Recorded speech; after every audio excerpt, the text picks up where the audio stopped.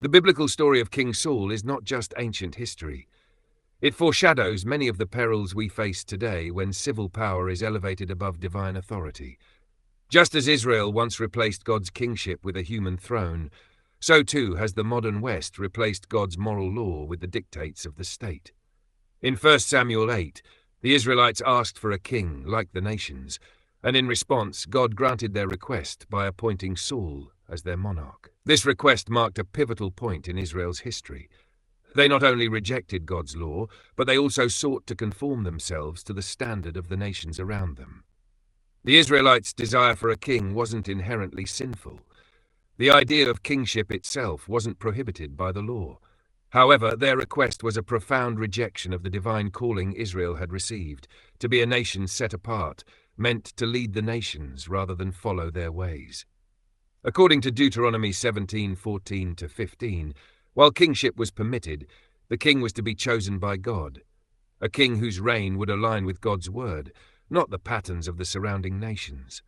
But what exactly made the idea of a king like the nations so problematic for Israel? To understand the issue, we must look at the tragic story of Saul's appointment and downfall, which illustrates the dangers of a king who rules as the nations do. Saul, the king chosen by the people, embodied the very qualities the Israelites desired. He was a king like the nations.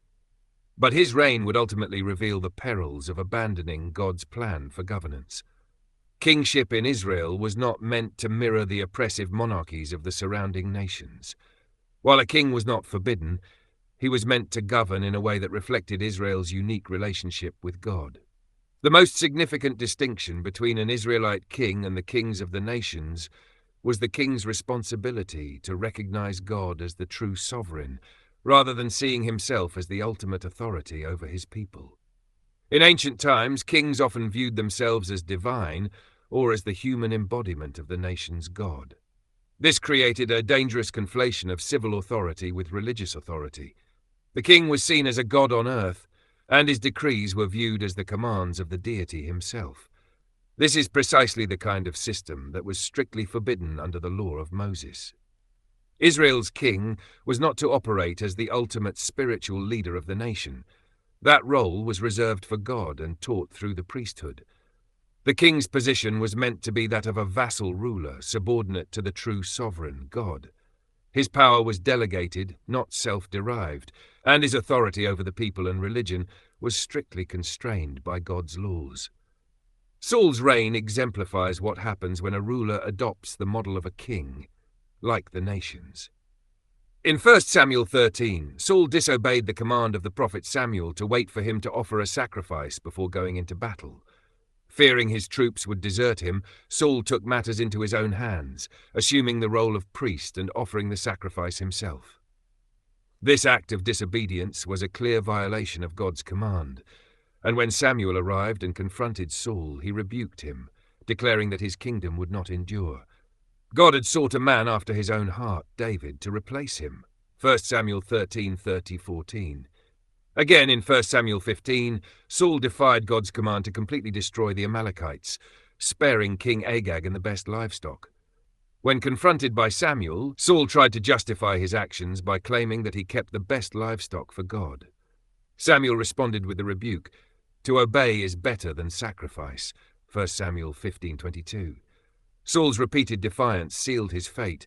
God had rejected him as king, and David was chosen as the new ruler, 1 Samuel 15:23.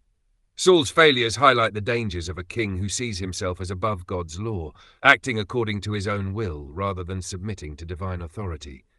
In his pursuit of power and self-justification, Saul blurred the critical separation between civil and religious authority.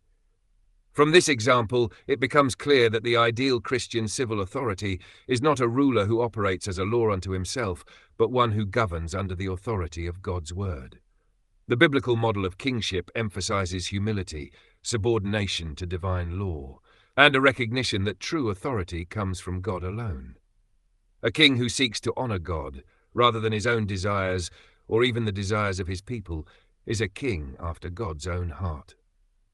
The ideal monarch reigns in light of God's laws, not in opposition to them or competition with them.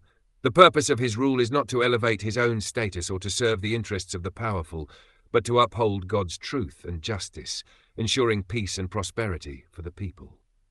Historically, Western nations recognized the importance of this distinction between church and state.